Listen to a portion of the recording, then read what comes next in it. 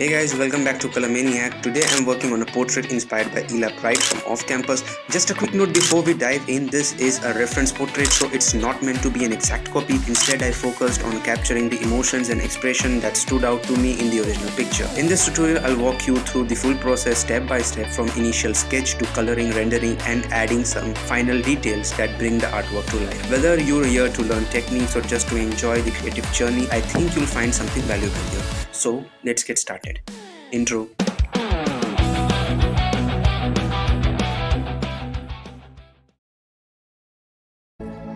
So yes, I use the grade method to draw my portraits.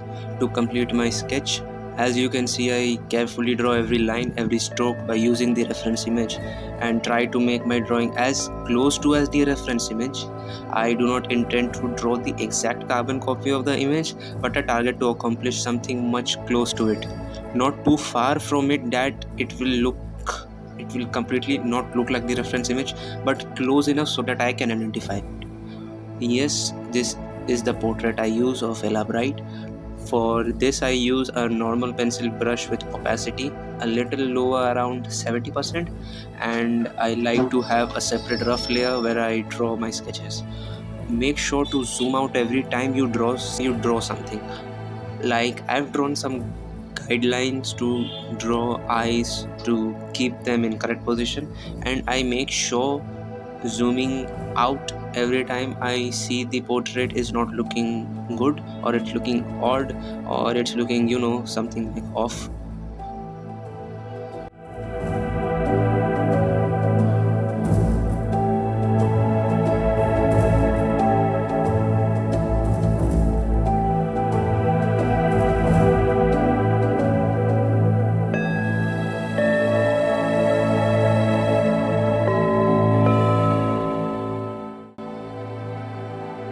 For portraits, I think the lips and eyes are the most important thing because it defines the expression the character is giving or telling us. So I usually give more time in lips and eyes. In sketch, it may look a little odd because it's all flat colors, but trust me, when you'll paint it, you'll add some shadows and some extra highlights and extra details, then it will pop up. Use the lasso selector tool or the Bezier selector tool to correct the forms of your image.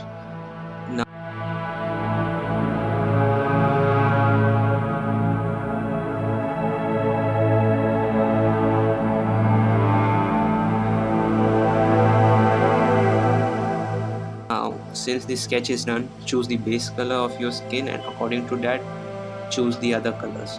Not too far from that. And it is not a hard and fast rule that you have to choose all the colors right in this stage. While completing the drawing or while moving on with the drawing, you will come to know what colors to choose. Now for painting the skin and the hair, I prefer painting them on separate layers, so later on while detailing it will be much easier for me. I use the Bezier selection tool to select the areas I want to paint and then color it with the brush. For this I use the marker brush with hard edges because I just want to put the solid colors around my subject. For the eyes I normally use an off-white color, never a white color. I always use something close to white. Like in this case I used a color close to light blue, not completely white. With every time when you are completing the coloring part, try to clean your rough sketch. I will not recommend mouse users to make a separate layer for line art. I would recommend you to convert your rough sketch into a line art because it will be a little hard even with the stabilizer tool on to draw a clean line art with mouse.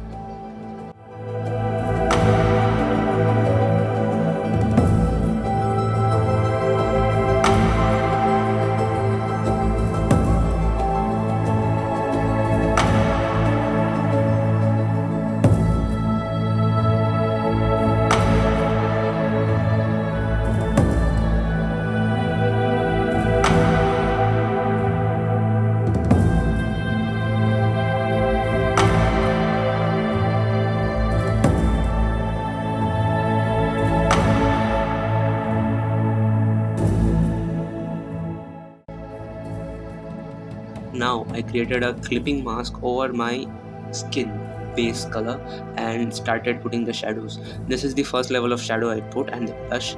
The color of this shadow is very close to the skin color, a little darker and a little bit saturated. This is the second shadow. Even this is the saturated than the previous shadow.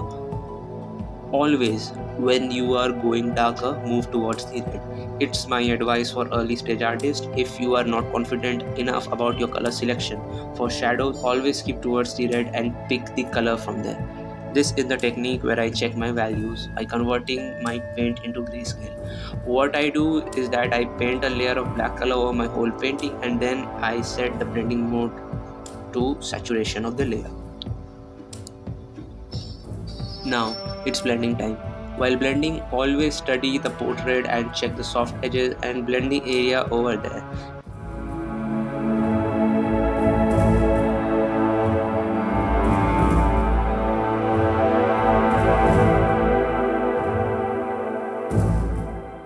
The highlights keep popping the image and helps give the image a realistic look.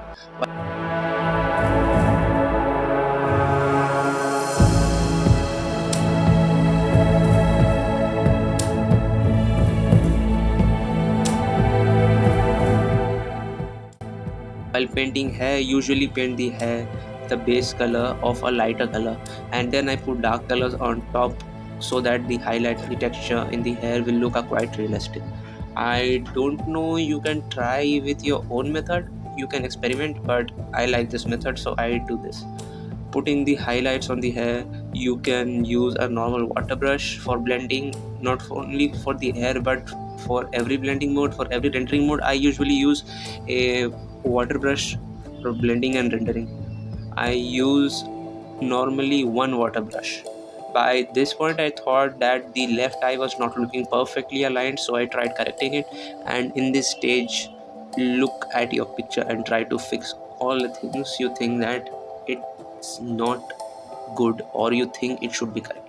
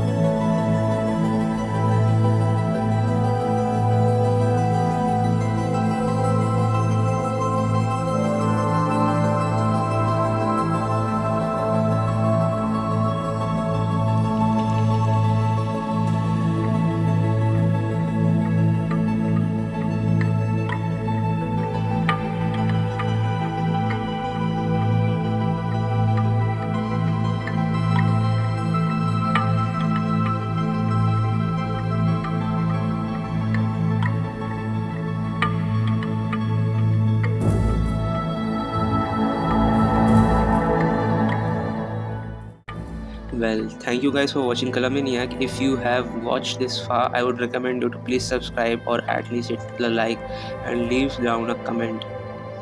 If you like my art process, please follow me on Insta. And I want to say that I'm a beginner too. I am not perfect.